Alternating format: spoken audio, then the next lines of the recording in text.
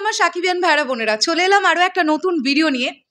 একটা প্রচণ্ড বড় প্রশ্ন অনেকের মধ্যে উঠেছে, সেটা হচ্ছে আসিফ আকবরের গান কি বরবাদ সিনেমায় থাকছে নাকি থাকছে না।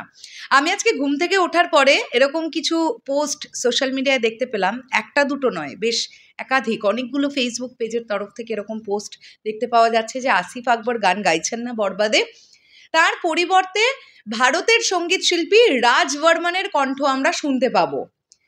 এবারে আসলেই আসিফ আকবর গাইছেন নাকি গাইছেন না, সেই বিষয়টা থেকে একদম বরবাদ টিমের তরফ থেকে আমার কাছে একটা ইনফরমেশন এসছে, সেটা তোমাদের কাছে দেবার চেষ্টা করছি। হ্যালো আমার সাকিবিয়ান ভাইরা বোনেরা, চলে এলাম আরও একটা নতুন ভিডিও নিয়ে। আশা করছি তোমরা সবাই খুব ভালো আছো। যারা এটা মন থেকে চাইছিলে যে এত বছর পরে আবারও আসিফ আকবরের কণ্ঠে আমরা মেগাস্টার শাকিব খানকে দেখতে পাই, তাদের জন্য খুবই দুঃখের একটা খবর যে বরবাদ সিনেমাতে কিন্তু আসিফ আকবরজির গান থাকছে না, থাকছে না, তার গানটা থাকছে না। এবার এর আভ্যন্তরীণ কারণ কি?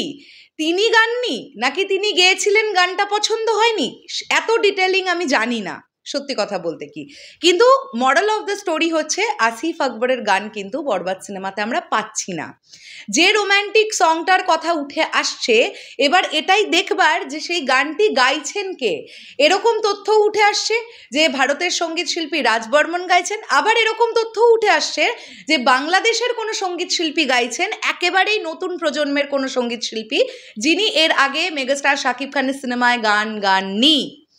এরকমও একটা কথা উঠে আসছে। এবার এক্স্যাক্টলি কে গাইছেন সেটা জানার জন্য আমাদেরকে একটু ওয়েট করতে হবে।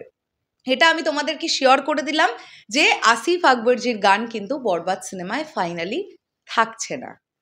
এবং আমার মনে হয় এই ডিসিশনটা খুব 11th আওয়ারে এসে হয়েছে। কেননা আমি যখন জাস্ট 6-7 দিন আগে শাহরিন দিদির ইন্টারভিউ নিলাম, সেখানে আসিফ আকবরজির প্রশ্নটা আমি তুলেছিলাম, তখনও কিন্তু দিদি এটাই জানতেন যে আসিফ আকবরই গাইবেন গানটা। মানে তার উত্তর দেওয়ার প্যাটার্ন শুনে তো আমাদের তাই মনে হয়েছে। এখন এক্স্যাক্টলি কী রিজন ঘটেছে যে কারণের জন্য আসিফ আকবরের গান আমরা পাবো না বরবাদে, সেটা জানি না।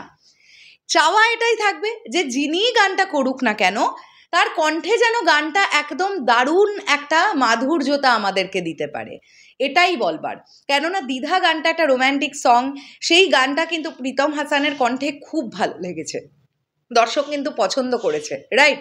তো আমরা চাইবো যে পরবর্তীতে যে গানটা নতুনভাবে, এটাই বোধহয় সেই গানটা যেটা দুবাইতে শ্যুট হতে গেছে, তো সেই গানটাও যেন একদম মাখো মাখো একটা গান হয়। অবশ্যই ডিপেন্ড করছে কোন সিঙ্গার গাইছেন, তার গলার টেক্সচার কেমন।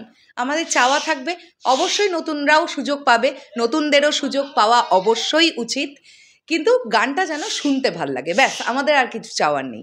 তোমাদের কি বক্তব্য এই বিষয়টাকে নিয়ে অবশ্যই কমেন্ট করে জানিও। আসছি আবার খুব শিগগিরই, তাহলে এখনের জন্যে টাটা।